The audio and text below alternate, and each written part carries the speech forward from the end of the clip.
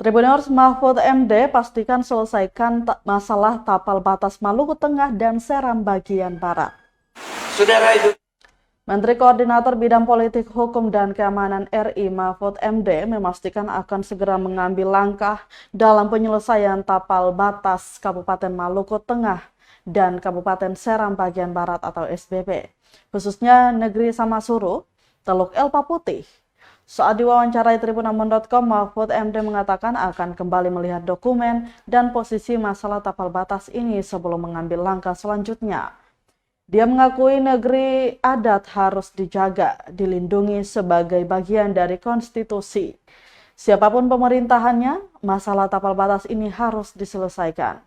Sebelumnya, perwakilan negeri Samasuru menyampaikan aspirasi mereka terkait masalah tapal batas Kabupaten Maluku Tengah dan Kabupaten Seram bagian Barat atau SBB kepada Mahfud MD dalam dialog bersama Sabtu 28 Oktober 2023 sore.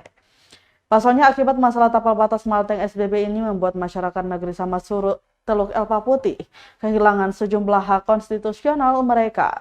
Anak negeri Samasuru Luki Waileruni mengatakan harus menyampaikan hal ini lantaran di mana saat itu Mahfud MD berperan selaku hakim MK yang memeriksa dan memutuskan perkara tersebut, di mana berdasarkan pada putusan MK nomor 123 yang membatalkan pasal 7 dan penjelasan pasal 7 UU nomor 40 tahun 2003 menyangkut pembentukan Kabupaten Seram bagian Timur, SBB, dan Kabupaten Kepulauan Aru. Pasca putusan MK tersebut, Menteri Dalam Negeri mengeluarkan Permendagri nomor 29 tahun 2010 yang bertentangan dengan putusan MK sehingga masyarakat kehilangan hak-hak konstitusional.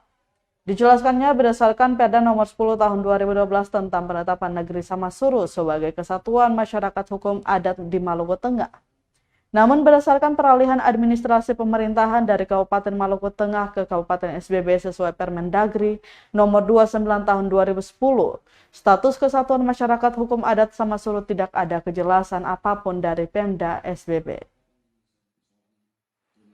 Pasti ada dokumen apa yang sudah dimiliki, siapa yang menangani, apa disposisinya, bagaimana keputusannya, apakah sudah ada yang sedang ditangani dan berita di pengadilan. Itu nanti akan dibuka dulu. Tapi informasi lisan tentu tidak bisa langsung, terus kita harus tahu dokumennya. Dan itu tentu akan menjadi perhatian dan harus menjadi perhatian pemerintah, siapapun nanti pemerintahnya. Karena hak-hak adat itu adalah sesungguhnya sumber kita, sumber kekayaan budaya kita yang paling awal, yang kemudian ikut membangun republik ini.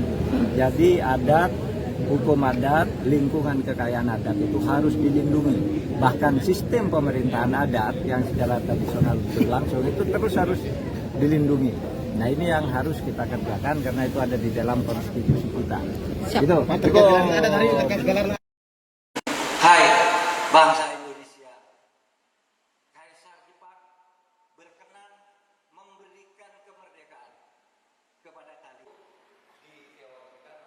Download Tribun X sekarang, menghadirkan lokal menjadi Indonesia.